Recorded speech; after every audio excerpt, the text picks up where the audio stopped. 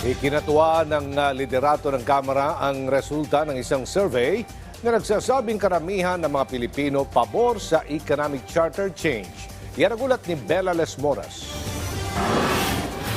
Kung ikaw ang tatanungin, pabor ka ba sa charter change o panukalang pag-amyenda sa ilang economic provisions ng konstitusyon?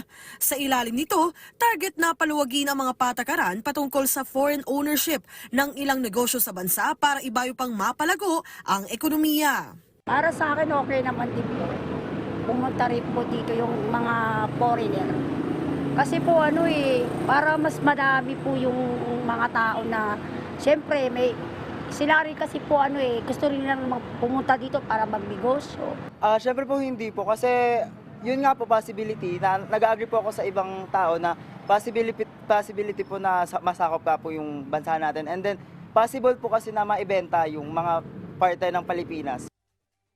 Base sa pinakabagong survey ng data research firm na Tangere na inilabas ng Kamara, mayorya o higit sa kalahati ng mga Pilipino ang pabor sa economic charter change.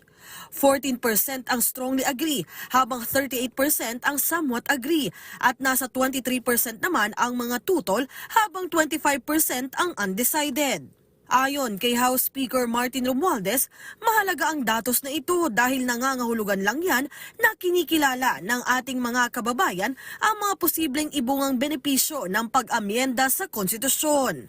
Determinado ang Kamara na mapanatili ang momentum na ito at handa silang makipagtulungan sa iba't ibang sangay para maisakatuparan ang economic tsa-tsa.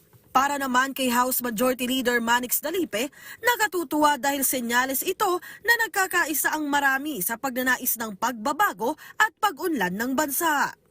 Nitong nakaraang linggo, una nang naipasa sa ikatlo at huling pagbasa ng Kamara ang Resolution of both Houses No. 7 na siyang magbibigay daan sa economic tsa-tsa. Kaya't sa ngayon, ang hinihintay na lang ay kung ipapasa rin ng Senado ang counterpart measure nilang RBH 6. Giit ni House Senior Deputy Speaker Dong Gonzales, dapat pakinggan ng mga senador ang pulso ng masa kasunod na rin ng bagong Tangere survey at ipasa na nila ang RBH 6 sa lalong madaling panahon kapag nagbalik na ang sesyon ng Kongreso.